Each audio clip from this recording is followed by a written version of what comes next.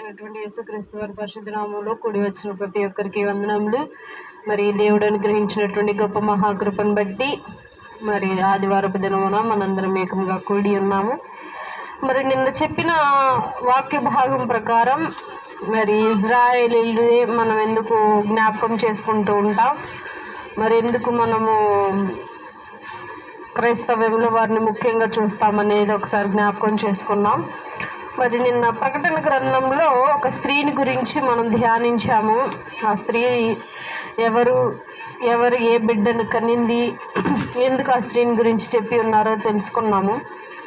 ఇప్పుడు యుగాంతము అంటే ఈ సృష్టి అంతమైపోయాక మరో సృష్టి రాబోతుంది అని చెప్పి బైబిల్ సెలవిస్తుంది.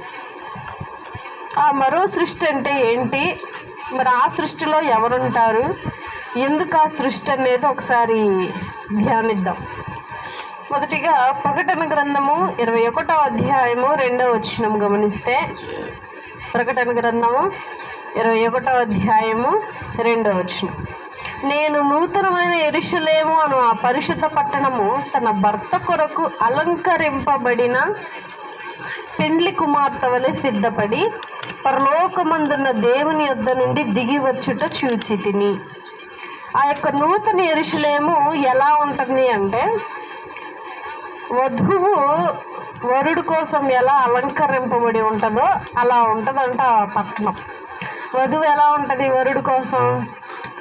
చక్కగా అలంకరణ చేసుకొని విధమైనటువంటి జ్యువెలరీస్తో చక్కటి ఖరీదైనటువంటి చీర కట్టుకొని శుభ్రంగా నీట్గా చూడటానికి చక్కగా ఉంటుంది వరుడు కోసం. అట్టి విధముగా ఆ యొక్క యెరూషలేము ఉందంట, నూతన యెరూషలేము. ఇక్కడ యెరూషలేము అని భూప్రపంచంలో ఒక పట్టణం ఉంది. ఆ పట్టణమును మనము గమనించాము. ఆ పట్టణంలో ఉండేది ఎవరు అని అంటే ఇజ్రాయేలీలు. యెరూషలేము అను పదమునకు అర్థము సమాధానము. మరి ఆ యెరూషలేములో ఉందా అని అంటే లేదు. దేవుని దూషించటం, దేవుడు చెప్పిన మాట వినకుండా, భయంలోను భక్తిలోను లేకుండా ఇష్టానుసారంగా ఆ యెరూషలేము ప్రజలు ప్రవర్తించటం, రాజులు వచ్చి వారిని ఆక్రమించుకొని దాసులుగా బానిసలుగా తీసుకెళ్ళిపోవటం, ఆ పట్టణంలో ఉన్న ప్రతి ఒక్కరు చెల్లాచెదరైపోయారు.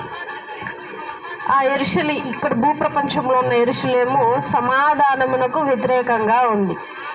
ఈ నూతన యెరూషలేము అనేటువంటిది సమాధానమునకు కర్తగా ఉంటుంది.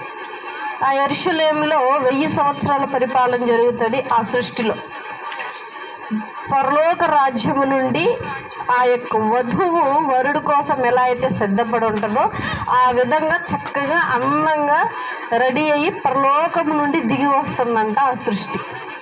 అంటే ఇక ఈ సృష్టి లేదు, ఈ సృష్టి ప్లేస్లో ఇంకో నూతన యెరూషలేము రాబోతుంది అని బైబిల్ సెలవిస్తుంది. మరి ఈ నూతన యెరూషలేములోకి ఎవరెవరు వెళ్తారు? ఈ భూప్రపంచము దేవుడు చేసిందే, ఆ నూతన యెరూషలేము దేవుడు చేసిందే. మరి ఈ ప్రపంచంలో ఉన్నెవరు? పాపులు ఎక్కువగా ఉన్నారు, పాపులు మాత్రమే ఉన్నారు. మరి ఆ నూతన యెరూషలేములో ఎవరు ఉంటారు? దేవుడు ఎన్నుకొనిన ప్రజలు ఉంటారు. వాళ్ళు ఎట్టి గుణాలు కలిగి ఉంటారు? అసలు ఏ గుణాలు కలిగి ఉంటే నూతన యెరూషలేముకి వెళ్ళరు? ఒక ఉద్యోగానికి వెళ్ళాలన్నా, ఏదన్నా స్థాయిలో నిలబడాలన్నా కొన్ని క్వాలిటీస్ ఉండాలి మానవుడికి. అప్పుడే ఆ ఉద్యోగానికి అర్హులవుతారు, ఆ జీవితం సార్థకమవుతుంది.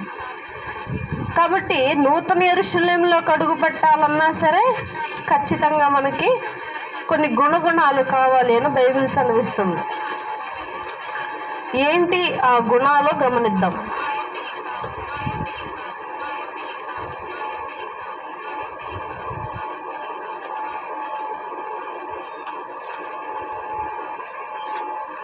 ప్రకటన గ్రంథము 21వ అధ్యాయము 8వ వచనం. ప్రకటన గ్రంథము 21వ అధ్యాయము 8వ వచనం. పిరికివారును, అవిశ్వాసులను, అసహ్యులను, నరహంతకులను, వ్యభిచారులను, మాంత్రికులను, విగ్రహారాధికులను, అబద్ధికులందరూ అగ్నిగంధకములతో మండు గుండంలో పాలు పొందుదురు. ఇది రెండవ మరణము. ఇక్కడ ఎవరెవరు నూతన యెరూషలేముకి వెళ్ళలేరు అని మనుష్యుల గురించి చెప్పడం జరిగింది. మనుష్యుల్లో గుణాలు చాలా ఉన్నాయి. కొంతమంది నీతిగా ఉంటే కొంతమంది అనీతిగా ఉంటారు, కొంతమంది విశ్వాసంగా ఉంటే కొంతమంది అవిశ్వాసంగా ఉంటారు. మానవులందరూ ఒకే గుణంతో ఉండరు, అది కష్టం. ఇట్టి గుణములు కానీ మనలో ఉంటే మనం నూతన యెరూషలేములో పాలు పంపులు పొందలేమని బైబిల్ సెలవిస్తుంది. ఒకసారి గమనిద్దాం మరలా వారెవరెవరు, వారి గుణగుణాలు. యోహాను గారు రాసిన ప్రకటన గ్రంథము 21వ అధ్యాయము 8వ వచనం. పిరికి వారును, అవిశ్వాసులను, అసహ్యులను, నరహంతకులను, వ్యభిచారులను, మాంత్రికులను, విగ్రహారాధికులను, అబద్ధికులను అగ్ని గంధకములతో మండు గుండములో పాలు పొందుదురు. ఇది రెండవ మరణం. ఈ గుణగుణాలు మానవులకు ఉండే సహజ గుణాలు. పిరికితనం, ఇంకేంటి, అవిశ్వాసం, అసహ్యులు, నరహంతకులు, వ్యభిచారులు, విగ్రహారాధికులు, అబద్ధికులు, ఇవన్నీ కామన్ క్వాలిటీస్ అన్నమాట మానవుల్లో ఉండేవి. మరి కామన్ క్వాలిటీస్ ఉన్న వాళ్ళు ప్రపంచంలో చాలామంది ఉన్నారు. మరి ఇంతమంది వెళ్ళకపోతే నూతన యెరూషలేముకి ఇంకెంతమంది వెళ్ళుండొచ్చు, ఎంతమంది వెళ్తూ ఉండొచ్చు? పోను పోను వస్తుంది ఆ టాపిక్. అయితే బైబిల్ ఈ గుణగుణాల వారి గురించి కొన్ని వాక్యాంశాలు మనకు తెలియజేస్తూ ఉంది. ఒకసారి గమనిద్దాం. తిరిగి వారి గురించి ఒక మాటను మనం గమనిద్దాం. 2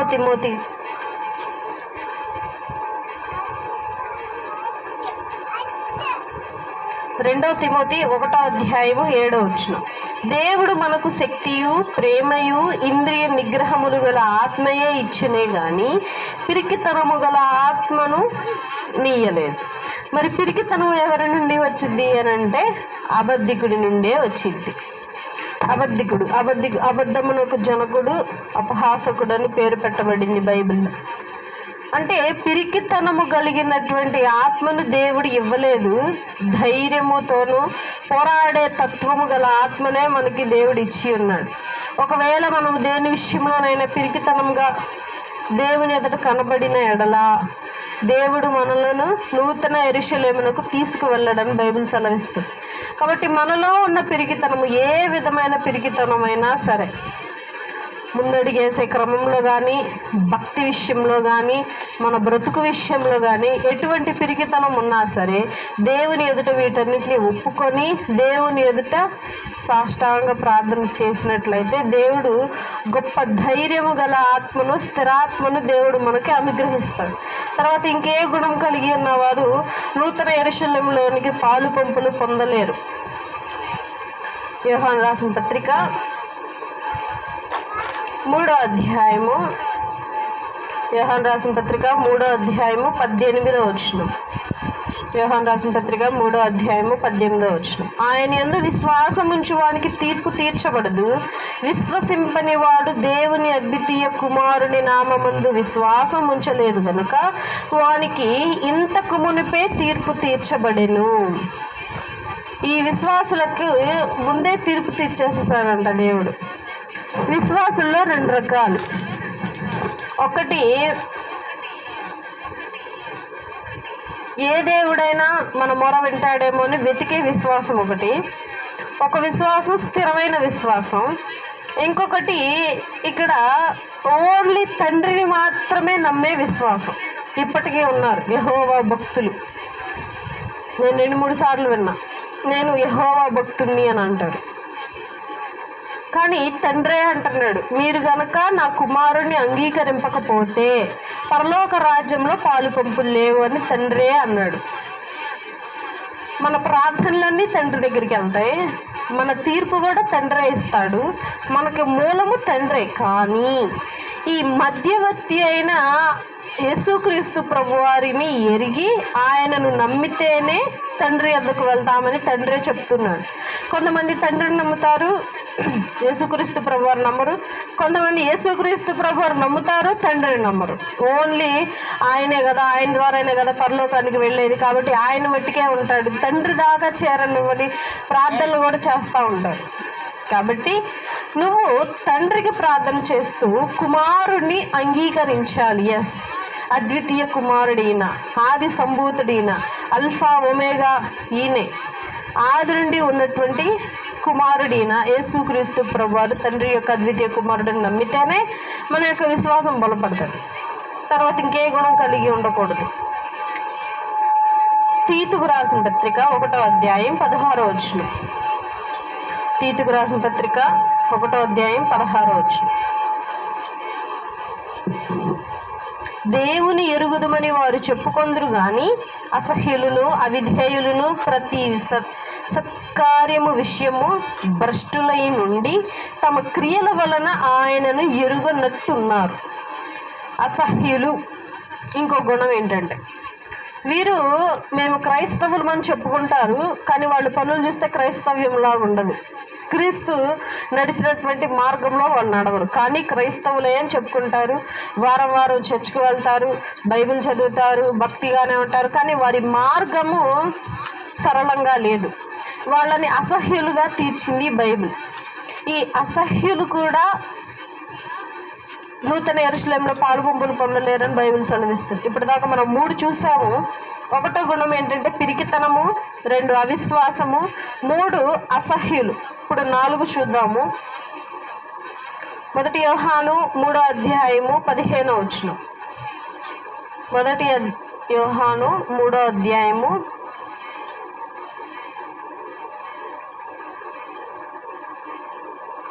1 యోహాను 3వ అధ్యాయం 15వ వచనం. తన సహోదరుని ద్వేషించేవాడు నరహంతకుడు, ఏ నరహంతకుని యందును నిత్య జీవం ఉండదని మీరెరుగుదురు.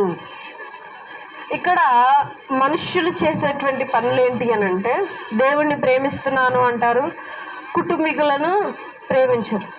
దేవుణ్ణి ప్రేమిస్తున్నాను అంటారు, ఇరుగు పొరుగు వారితో సమాధానం ఉండదు. దేవుణ్ణి ప్రేమిస్తున్నాను అంటారు, మంచి జీవితాన్ని జీవించలేరు, సమాధానంగా ఉండలేరు, అందరితో ఏదో గొడవలు పెట్టుకోవటం, ఏదో ఒక మనస్తాపం మనసులో అట్లా పెట్టుకుంటారు అనమాట ఒక మూలన. అందుకే దేవుడు అంటున్నాడు, సహోదరుని ద్వేషించిన ఎడలా. అంటే మన సహోదరులను మనం ద్వేషించకూడదు. ఎగ్జాంపుల్గా ఒకసారి చెప్పాను ఇది. ఒక అన్న చెల్లెళ్ళు ఇద్దరు గొడవ పడతారు. ఎక్కడ, ఏ విషయంలో అంటే, చెల్లెలు ఏం చేసిద్దంటే అన్నయ్య దగ్గర తన కొడుకుని చదివించింది. ఆ ఊర్లో, అన్నయ్య ఈ ఊర్లో మంచి కాలేజ్ ఉంది, మీ ఇంట్లోనే పెట్టి పిల్లల్ని చదివించండి అని అంటే, సరేనమ్మా అని చదివించుకుంటా ఉంటాడు. ఆ పిల్లాడు చెడు సహవాసాలకు గురయ్యి చెడు సహవాసాలు చేస్తూ వాళ్ళ మామయ్యకి కనిపించాడు. అంటే వాళ్ళ అమ్మ వాళ్ళ అన్నయ్యకి కనిపిస్తే ఆయన మందలించాడు. బయట వాళ్ళైతే ఏం చేస్తాం, గద్దించి వదిలేస్తాం. ఒకసారి చెప్తాం, 2 సార్లు చెప్పి వదిలేస్తాం, ఎందుకంటే బయట వాళ్ళు మనకి ఎందుకురా. ఈయన సొంత చెల్లి కొడుకు కదా, సొంత బిడ్డలాగా భావించి కొట్టాడు. ఒక దెబ్బ వేసాడు, రేపు తప్పురా, ఎందుకు అలా చేస్తున్నావు, చదువుకోవటానికి వచ్చి చెడు సహవాసాలకు పాలవుతున్నావు అని చెప్పి. ఈ మనసులో పెట్టుకొని తీసుకెళ్ళిపోయి వాళ్ళ చెల్లికి చెప్పాడు. తప్పేమన్నా ఉందా దీంట్లో? లేదు. వాళ్ళ అమ్మకి చెప్పగానే వాళ్ళమ్మ బాధపడింది, నా కొడుకునే కొడతాడా అని. అన్నయ్యగా కొట్టింది, దేనికి కొట్టాడు, ఎందుకు కొట్టాడు, అసలు కారణం ఏంటో కనుక్కోలేదు. అప్పటి నుండి కొన్ని ఏళ్ల దాకా అన్న చెల్లెలు మాట్లాడుకోవట్లేదంటే ఈ చిన్న విషయం దగ్గర. కొడుకును కొట్టాడు, ఎందుకు కొట్టాడు అడగలేదు, వాళ్ళు ఫోన్ చేసుకోలేదు, వీళ్ళు ఫోన్ చేసుకోలేదు, సమాధానం లేదు. ఇక కొన్ని సంవత్సరాలు అయ్యాక ఈమె ప్రార్థనకు వెళ్తూ ఉంటుంది. పాస్టమ్మ గారి దగ్గరికి వెళ్ళమ్మా, మీరు ఇప్పుడు చెప్పారు కదా వాక్యము, సహోదరులు ఐక్యంగా ఉండాలి, సమాధానంగా ఉండాలి, దూషించకూడదు, ద్వేషించకూడదు అన్నారు కదా. ఇలా మా విషయంలో మా అన్నయ్య దగ్గర ఇట్లా జరిగింది గొడవ, మా అన్నయ్య నాతో మాట్లాడేలాగా ప్రార్థన చేయండి అమ్మా అని అందాం. ఇది ఎంత మాత్రం కరెక్ట్? ప్రార్థన చేయాలంట. ఏమని ప్రార్థన చేయాలి? వాళ్ళ అన్నయ్య ఫోన్ చేసి చెల్లెమ్మ ఎలా ఉన్నావు అని అడగాలంట. మనుషులు ఫ్రీగా వచ్చేయాలి ఏదైనా సరే, వాళ్ళు మాత్రం కష్టపడకూడదు, వాళ్ళ మీద నిందపడకూడదు, వాళ్ళకేం జరగకూడదు. పాస్టర్ నవ్విందంట, నవ్వి అమ్మ ఇది కరెక్ట్ కాదు, అసలు ఎందుకు పిల్లాడి మీద చేయబడిందో అడుగు మీ అన్నయ్యని ఫోన్ చేసి, అప్పుడే అడుగుంటే ఇక్కడ దాకా వచ్చేది కాదు. పిల్లాడేదో కోపంలో 2-3 మాటలు ఎగేసి చెప్పినా కానీ నువ్వు అన్నా చెల్లెళ్ళు ఇద్దరు రక్త సంబంధం కాబట్టి మీ ఇద్దరు కూర్చొని మాట్లాడాల్సిన సందర్భాన్ని కొన్నేళ్ల దాకా మీరు పొడిగించారు. కాబట్టి మీరిద్దరు మాట్లాడుకొని తీర్చుకోవాల్సిన సమస్య ఇది. దేవుడు వచ్చి మార్చేటువంటిది కాదమ్మా ఇది. కాబట్టి ఎక్కడో ఒక చోట మనస్పర్ధలు వస్తూనే ఉంటాయి మనుషుల మీద. అందుకే సమాధానపడుడి అని అంటాడు దేవుడు. సమాధానపరుచు వారు ధన్యులు అని బైబిల్ సెలవిస్తాడు. తర్వాత ఇంకో గుణం చూద్దాము.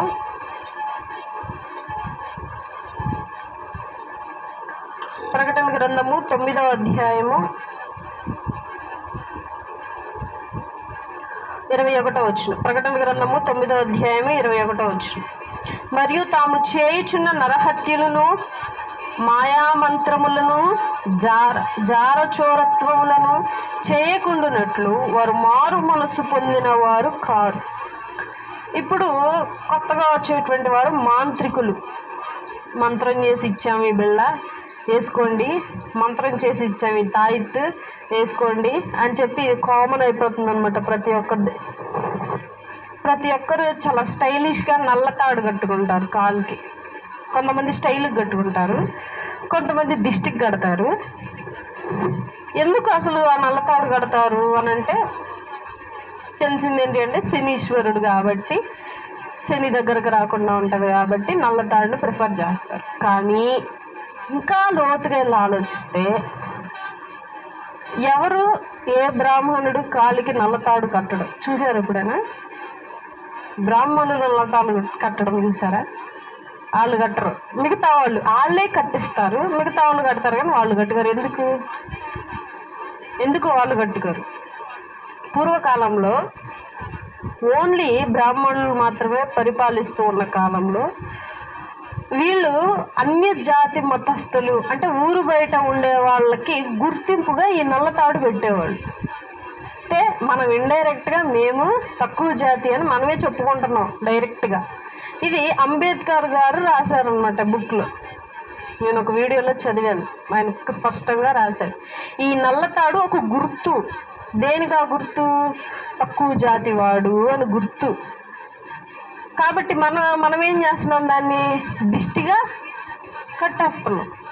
అదేంటమ్మా ఇది పూర్వీకులు పెట్టింది అంటే పూర్వీకులు పెట్టిందే. పూర్వీకులు పెట్టిన ప్రతి దానికి ఒక లెక్క ఉంది. కానీ మనం ఏం చూస్తున్నాం? సగం దాకా వెళ్తున్నాం, లోతుగా వెళ్ళట్లేదు ఎవరు. ప్రతీది పూర్వీకులు పెట్టింది ప్రతీది ఒక మంచి పనికే పెట్టారు. ఆ మంచి పని మనిషి చేయమంటే చేయడు. ఆ మంచి పని చెయ్యకపోతే కీడు జరిగిద్ది అని వెంటనే చేసేస్తాడు. కాబట్టి మానవుడికి ఈ యొక్క వీక్నెస్ ఉంది కాబట్టి పూర్వీకులు చేసే పని ఇది. సో మంత్రతంత్రాలు పని చేయవు, మాంత్రికులు తంత్రికులు పరలోకంలో ప్రవేశించుట అసాధ్యము అనంది బైబిల్లో. వారు మాత్రం ఖచ్చితంగా ప్రవేశించరంట.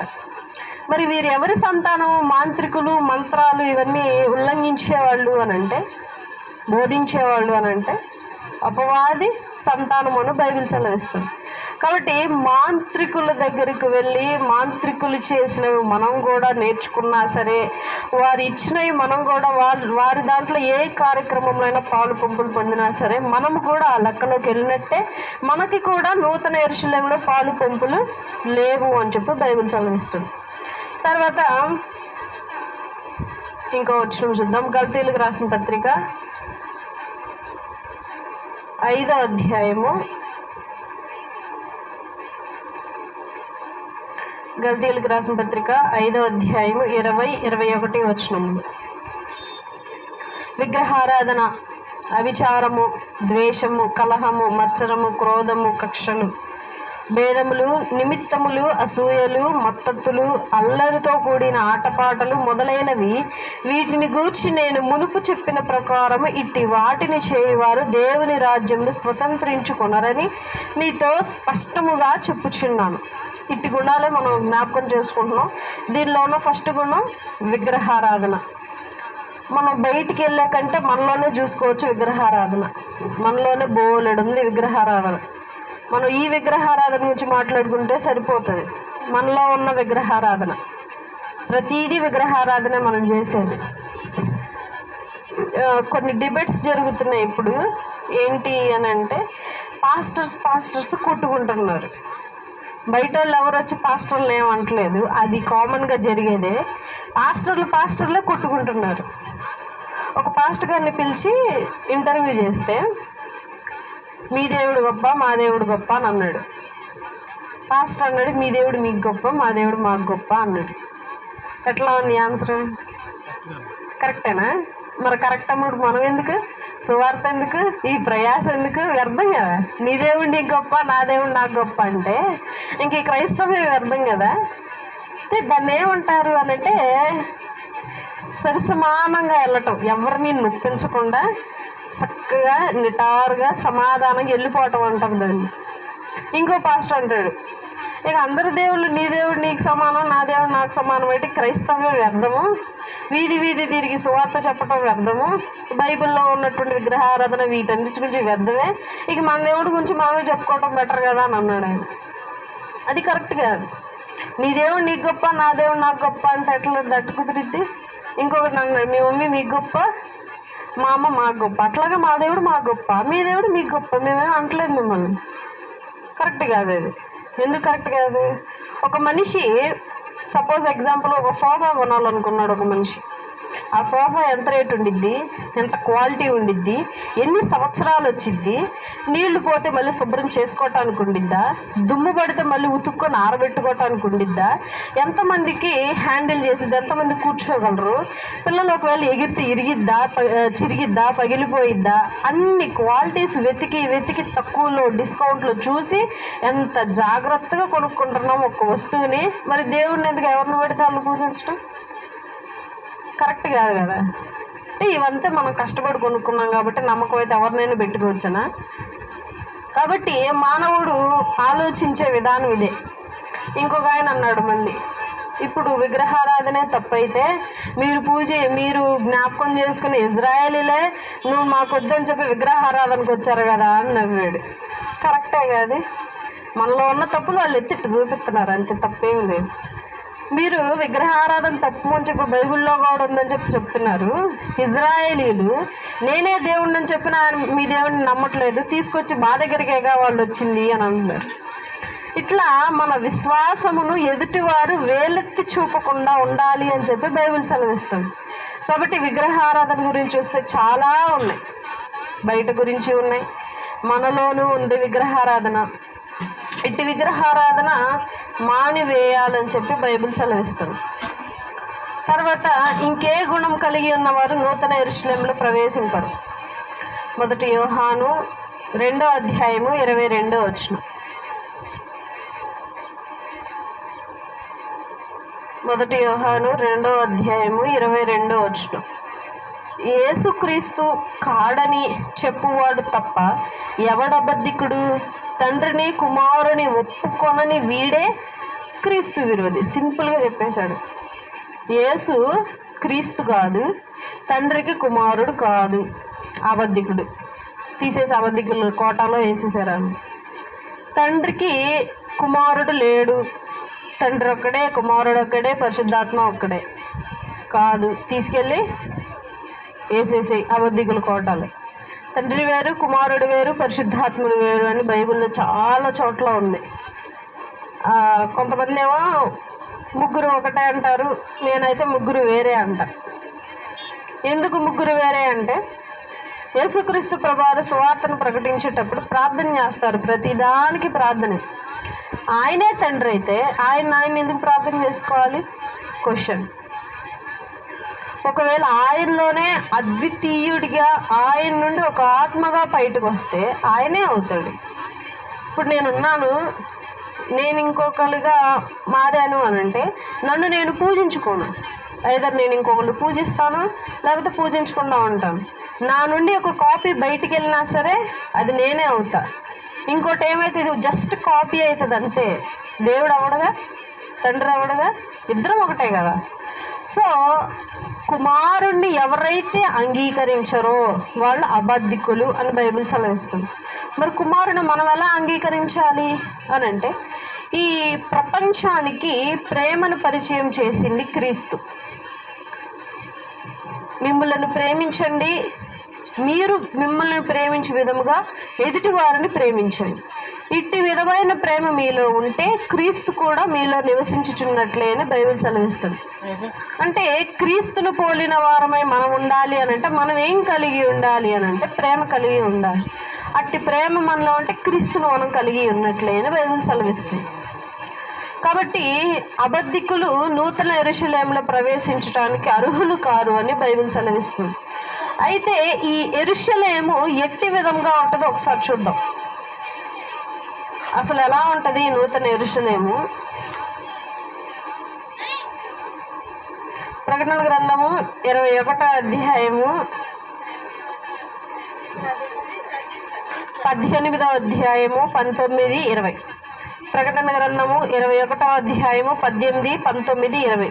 మరి ఆ నూతన యెరూషలేము ఎలా ఉంటుంది? 16 నుంచి చూద్దాము. మొత్తం ఉంటుంది. ఆ పట్టణము చచ్చౌకమైనది, దాని పొడుగు దాని వెడల్పుతో సమానం. దాని పొడుగు దాని వెడల్పుతో సమానం అంటే దాని పొడుగు ఇలా ఉంటుందంటే వెడల్పు కూడా ఇంతే లెంత్లో ఉంటుంది ఆ పట్టణం. తర్వాత అతడు ఆ కొలకర్రతో పట్టణమును కొలువగా దాని కొలత 750 కోసలైనది. దాని పొడుగును ఎత్తును వెడల్పును సమానముగా ఉన్నది. ఒక ఆయన కొలకర్రతో ఆ యొక్క పట్టణాన్ని కొలిస్తే కొన్ని మూరల దాకా వచ్చింది. ఆ మూరలే ఆ పట్టణం ఎటున్నా సరే ఆ మూరలే వచ్చిందంట. ఎత్తు పల్లము అడ్డము నిలువు అన్నీ ఒకే మూరల్లో వచ్చిందంట. ఇప్పటిదాకా ప్రపంచంలో ఎక్కడైనా ఉందా ఊరు సేమ్ వచ్చే కొలతలతో? ఎక్కడో చోట కొలత మారిద్ది మూరల్లో. కానీ పట్టణము ఎలా ఉంది అంటే చెప్పడానికి ఒక స్క్వేర్ షేప్ చెప్పచ్చు. 4 మూలలు 4 సమానంగా ఉంటాయి. అలా ఉండొచ్చు పట్టణం. ఊహాతీతంగా ఒకసారి గమనిస్తాం. ఈ 4 మూలలు సమానంగా ఉంటుంది ఈ పట్టణం. ఆ పట్టణం ఎంత ఉంటుందంట ఒకసారి చూద్దాం. 750 కోసలు. 750 కోసలు. ఇది ఒకసారి లెక్క కూడా చెప్పాను, ఒకసారి లెక్కేసి. అంటే ఇప్పుడు మనం ఎగ్జాంపుల్గా ఈ బల్ల తీసుకోవచ్చు. ఈ బల్ల ఇది సమానంగా లేదు కాబట్టి వీటిని పక్కకు తీసేసి ఇది సమానంగా చూద్దాం. ఈ పొడవు ఇదే అడ్డంతో ఇంతవరకే పట్టణం ఉంటే ఇంత పట్టణంలో ఎంతమంది పడతారు? ప్రపంచం అంతా పట్టిద్దా? పట్టణం. ప్రపంచం అంతా పట్టాలనంటే దీనికంటే ఇంకో డబులో త్రిబులో ఉండాలి సృష్టి. కానీ ఈ సృష్టి కొంత కొలత మాత్రమే ఉంది. ఎలా చెప్పాలి అని అంటే ఒక ఫిష్ని ట్యాంకులో పెడితే అట్లా ఉంటుంది, చేపని అంతే ఉంటుంది ఊరు. అంత చిన్న ఊర్లో ఎంతమంది పరిశుద్ధులు పడతారు? అప్పుడు ఎంతమంది క్రీస్తుకి సహవాసులు పడతారు? ఎంతమంది ప్రవక్తలు పడతారు? అంటే దేవుడు అన్నట్టుగా దేవుని మార్గము చాలా ఇరుకైనది, పాపుల మార్గము వెడల్పైనది. అందుకే దేవుడు ఈ పట్టణమును ఉద్దేశించే ఆ మార్గమును చెప్పింది. దేవుని దగ్గరికి వెళ్ళేటువంటి మార్గము ఒకళ్ళ తర్వాత ఒకళ్ళు వెళ్ళాలి, చాలా ఇరుకైనది. ఆ పట్టణం కూడా అంతే ఇరుకైనది, చిన్న పట్టణం. ఆ చిన్న పట్టణంలోనికి వెళ్ళాలంటే ఎన్ని గుణగుణాలు కలిగి ఉంటే ఒక సపోజ్ ఎగ్జాంపుల్గా 100 మందే పడతారు ఆ పట్టణంలో. పరిశుద్ధులు 200 మంది ఉన్నారు. ఇప్పుడు ఎంతమంది ఇల్లు ఉండొచ్చు? 100 మంది అంటే మళ్ళీ ఆ 200 మందిలో ఫిల్టర్ చేస్తారు, చేయరా? మళ్ళీ వాళ్ళల్లో గుణగుణాలు చెడ్డ గుణాలన్నీ ఎతకటం, వాళ్ళల్లో చెడ్డ గుణాలు తీసి మనుషుల్ని పక్కకు తీయటం, అంటే బాగా ప్యూరిఫై చేస్తారనమాట. మనుషుల్ని వారి గుణాలని ప్యూరిఫై చేసి ఆ 100 మందిని మాత్రమే ఆ నూతన సృష్టిలో ఉంచుతారు. అందుకే త్వరపడండి అని సువార్తికులు చెప్పేది. అందరూ వెళ్ళొచ్చా అంటే వెళ్ళలేరు. ఇప్పుడు నేను అన్నాను సపోజ్ ఎగ్జాంపుల్గా, నేను దేవుడు చెప్పిన ప్రతి మాట వింటున్నా, బైబిల్ చదివాను, ఆజ్ఞలు పాటిస్తున్నాను, అందరిని ప్రేమిస్తున్నాను, సహాయం చేస్తున్నాను, కావాల్సినంత ఎవరికైనా కావాలంటే ఒకవేళ నా చేతుల్లో డబ్బులు లేకపోయినా సరే నా ఒంటి మీద ఉన్న వస్త్రాలు కూడా తీసి వాళ్ళకి ఇస్తున్నాను, అంత సహాయం చేస్తున్నాను అనమాట. బైబిల్ వాక్యం చెప్తున్నాను, సువార్తను ప్రకటిస్తున్నాను, చాలా మంచి మంచి పనులు చేస్తున్నాను నేను. అయినా సరే నేను డబ్బును వదలలేకపోతున్నా. దొరికిందా లోపం? పక్క పెట్టేయటం తీసి. ఎక్కడైనా చిన్న మచ్చైనా మరకైనా కనిపిస్తే నూతన యెరూషలేములోకి అనర్హులు. అందుకే దేవుడు అంటున్నాడు, నీ వస్త్రములు ఉదుకుకొనుము, యేసుక్రీస్తు ప్రభువారి రక్తంలో ఉదుకుకొనుము, ఎక్కడా చిన్న మరక కనిపించకుండా. కానీ యెరూషలేములో ఉన్నటువంటి ప్రజలకి యెహోవా దేవుడు చెప్తాడు, మీ వస్త్రాలను ఉదుక్కోండి, కానీ మీరు ఎంత ఉతికినా సరే మీ వస్త్రం మీద మరక నాకు కనిపిస్తుంది అని అంటాడు యెహోవా దేవుడు. ఇప్పుడు మన పరిస్థితి కూడా అంతే. మనం ఎన్నిసార్లు వాక్యం చదువుతూ ఉతుక్కుంటున్నా, ప్రార్థన చేస్తూ ఉతుక్కుంటున్నా, పాటలు పాడుతూ ఉతుక్కుంటున్నా, ఎదుటి వారికి సహాయం చేస్తూ దేవుని ప్రేమను పంచుతూ అలా ఎన్ని చేస్తున్నా సరే ఎక్కడో ఒక చోట చిన్న మరక కనిపిస్తుందంట. అందుకే ఆ మరక కూడా కనిపించని వారు మాత్రమే నూతన యెరూషలేములోనికి వెళతారు అని బైబిల్ సెలవిస్తుంది. తర్వాత ఆ పట్టణము ఎలా ఉంటుంది? ఇప్పుడు మన ఊరు ఎలా ఉండిద్ది? చెట్లు ఉంటాయి, పుట్టలు ఉంటాయి, ఇసుక ఉండిద్ది, గడ్డి ఉండిద్ది, గాలి ఉండిద్ది, ఇలా చెప్తాం. మరి ఆ పట్టణంలో ఏముంటుంది? దాని తర్వాత ప్రకటన గ్రంథం 21వ అధ్యాయం 17వ వచనం, మరియు అతడు ప్రాకారమును కొలువగా అది మనుష్యుని కొలత చొప్పున 144 మూరలైనది. ఆ కొలత దూత కొలతయే. ఆ పట్టణపు ప్రాకారము సూర్యకాంతములతో కట్టబడెను. పట్టణము స్వచ్ఛమగు స్ఫటికతో సమానమైన శుద్ధ సవర్ణముగా ఉన్నది. ఆ పట్టణము ప్రాకారపు పునాదులు అమూల్యమైన నానావిధ రత్నములతో అలంకరింపబడి ఉండెను. మొదటి పునాది సూర్యకాంతపు రాయి, రెండవది నీలము, మూడవది యమునారాయి, నాలుగవది పచ్చ, ఐదవది వైడూర్యము, ఆరవది కెంపు, ఏడవది సువర్ణత్నము, ఎనిమిదవది గోమేధికము, తొమ్మిదవది పుష్యరాగము, 10వది సువర్ణల సునీయము, 11వది పద్మరాగము, 12వది సుగంధము. దాని 12 గుమ్మములు 12 ముత్యములు, ఒక్కొక్క గుమ్మము ఒక్కొక్క ముత్యముతో కట్టబడి ఉన్నది. పట్టణపు రాజవిధి శుద్ధ సువర్ణమై స్వచ్ఛమైన స్ఫటికను పోలి ఉన్నది. కాబట్టి ఈ పట్టణం అంతా 12 విధమైన రత్నాలతో ఆ పట్టణాన్ని కట్టారు. వాటికి పునాదులు వేశారు కొన్ని రాళ్లతో. సువర్ణము, గోమేధికము, ఇంకేమున్నాయి, యమునారాయి, నీలము, గోమేధికము, ఇలా 9 రాళ్ళు పెట్టి పునాదులు లేపి 12 గుమ్మాలు. ఆ గుమ్మాలన్నీ బంగారం, సూర్యకాంతమును కలిగి ఉన్నది అని అంటే బంగారపు రంగు అన్నారు. అంటే ఆ వీధులు బంగారము, ఆ రోడ్డు బంగారము, ఆ యొక్క గోడలు బంగారము, పైన కప్పు బంగారం, మొత్తం బంగారము, శ్రేష్టమైన రాళ్లతో ఆ యొక్క పట్టణాన్ని తయారు చేశాడు దేవుడు. కాబట్టి అట్టి పట్టణాన్ని తయారు చేయటానికే ఆయన ఆరోహణమై వెళ్తూ నేను మీ కొరకు స్థలము సిద్ధపరచుటకు వెళ్ళుచున్నాను. ఆ స్థలము సిద్ధపరిచిన వెంటనే తీసుకొచ్చేస్తాడు. ఆ కొంతమంది 2వ సంఘంలో రహస్య రాకుండా ఎత్తబడినటువంటి సంఘము ఆ యొక్క నూతన యెరూషలేములో ఉండటం జరుగుతుంది.